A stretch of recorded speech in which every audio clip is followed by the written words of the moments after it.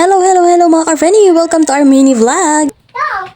Nakatapos ko nga lang dyan mga ka-Frenny mag-shoot na itong aking video para din sa aking pag-a-affiliate sa TikTok. Nililigpit ko nga itong mga puzzle mat mga ka-Frenny na ginamit kong sapin para din sa towel na nilalagay ko para maganda-ganda naman ang background ng aking video. Halos kakasimula ko lang din mga ka-Frenny na mag-affiliate din sa TikTok. At sa kasalukuyan nga mga ka-Frenny meron na akong 78 pesos na komisyon. Maliit pa talaga yan mga ka-Frenny pero sa kagaya ko nga na nagsisimula pa lang ay nakakatuwa na. Kahit sa paisa-isang order mga ka-Frenny ay kumikita na din kahit papaano. Wala nga pala akong gamit na ring light mga ka-Frenny kaya ay ang ilaw nga na nilalaro ni Talin ang aking ginagamit. At pagkatapos ko nga mag-shoot ng aking product mga ka-Frenny ay eto nga naghugas naman ako nitong aming plato. Yung product pala na sinasabi ko mga ka-Frenny ay yung sabon na Honest Glow. Tinatry ko muna siyang gamitin mga ka-Frenny bago ko pa siya i-post sa aking TikTok account. Para naman ma-sure ako mga ka-Frenny na effective talaga yung aking ini-endorse na product. So fast forward na nga tayo mga ka-Frenny, kakatapos ko nga lang palang maligo dyan at magluluto sana ako ng merienda ni Talin kaso lahat pala ng kawali namin ay madumi. Kaya ang ginawa ko nga mga ka-Frenny, hinugasan ko muna ito. Kamote fries nga pala ang gagawin kong merienda ngayon ni Talin mga ka-Frenny. Potato fries naman nakahapon ang kinain ni Talin mga ka-Frenny kaya ibahin naman natin ngayon. Baka kasi maumay naman si Talin mga ka-Frenny kapag yun ulit ang niluto ko. At habang nagagayak nga ako nitong kamote mga ka-Frenny, may bata nga nagpapaakyat sa akin sa upuan.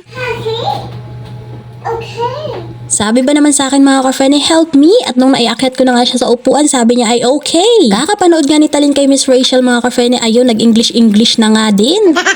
So balik tayo din sa aking video mga ka-Frenny. Ayan nga, piniprito ko na nga itong ating kamote. Naglagay nga pala ako ng konting asukal dyan mga ka-Frenny, kaya ganyan nga ang kanyang kulay. At pagkatapos nga nun mga ka-Frenny, hinangong ko na din agad. Pasensya na pala kayo mga ka-Frenny kung medyo makalat itong aming bahay. Normal lang yun sa mga kagaya naming may toddler na anak. Sa lagay nga na yan mga ka-Frenny ay malinis pa yan. At nung mahango ko na nga itong kamote mga ka-Frenny, ayan nga, palalamigin ko lang siya din sa aming clip pan. At maya-maya pa nga mga ka-Frenny ay biglang may sumulpot na matabang tipaklong din sa aking likod. Suot-suot ba naman mga ka-Frenny ang sapatos ng kanyang tatay? Habang nagpapalamig nga ako nitong kamote mga ka-Frenny, ayan nga, hindi na makapag-antay. Kapag oras talaga ng merienda mga ka-Frenny ay naku, go na go talaga itong aking talilin. Mukhang magmamana pa nga ata itong si Talin mga ka-Frenny sa kanyang tatay na ang favorite subject sa school ay break time.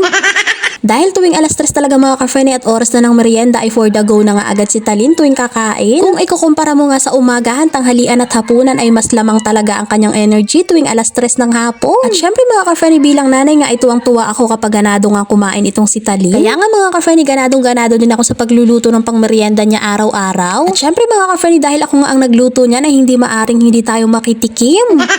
Sa sarap nga ata ng kamote fries mga ka-Frenny ay naubos nga yan ni Talin. Kaya yun mga ka-Frenny, ang kanyang utot ay langhap sarap din.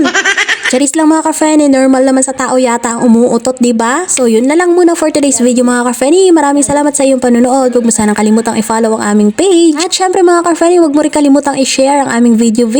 Yun lang, bye!